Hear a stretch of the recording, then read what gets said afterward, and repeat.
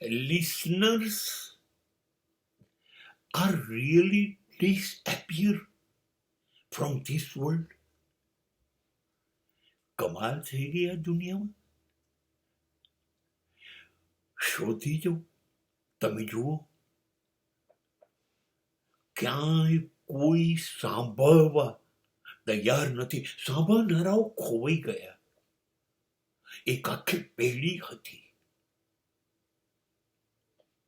જે સાંભળતી હતી, બોલતી નહોતી, દલીલ નહોતી કરતી, અને અનુભવીઓ અને વડીલોનું જે ડાપણ શાણપણ હતું એને ચૂપચાપ સાંભળવાને પોતાનું નસીબ ગણતી હતી. એ પેઢી મને લાગે છે બસ હવે છેલ્લી છે, ખતમ થઈ ગઈ.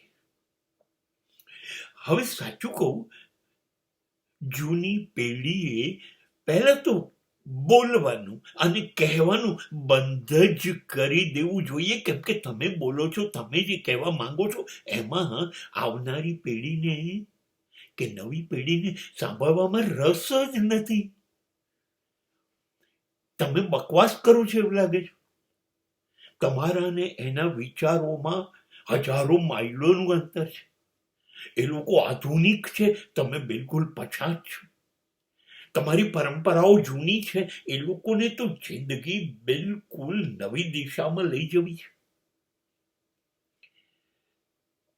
તો શું કામ આપણે આપણી જાતનું અપમાન કરાવવું?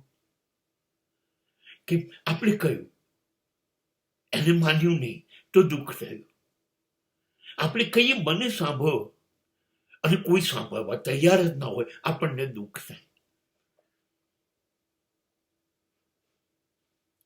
આપણું કોઈ અભિમાન નથી કે આપણે મહાન નથી કે અમને સાંભળો, અમે કહીએ ના, એવું નથી. પણ આપણા મગજમાં એવું પાક્કું છે કે જિંદગીના 50, 60, 70, 80 વર્ષ પસાર થઈ ગયા, એમાં આપણે ક્યાં અથડાયા, ક્યાં ભૂલો કરી, ક્યાં સફળ થયા, શું કરવું જોઈએ, શું ના કરવું જોઈએ, આ બધું છે મારી પાસે. હું તમને લોકોને કહું, કદાચ તમે બચી જાઓ. એટલા માટે આપણે કહેવું છે. પણ ના ના, મેં એક યુવાનને કહ્યું હતું કે હું કહી રહ્યો છું કે ખાડો છે, તું આગળ ના જા, પડીશ.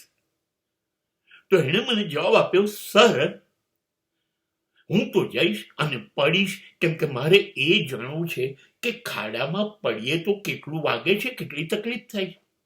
હવે આ પેઢીને તમે કેવી રીતે રોકશો? ને દરેક ક્ષેત્રમાં એને નક્કી કર્યું તમારું સાંભળવું નથી, અને જોજો તમને ખોટા પાડીશું, સાબિત કરી બતાવીશું. તો શું કરવા? આપણે આપણું માન ગુમાવવું અને અપમાન કરાવવું?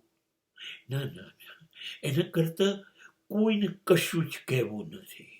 બસ ચૂપ.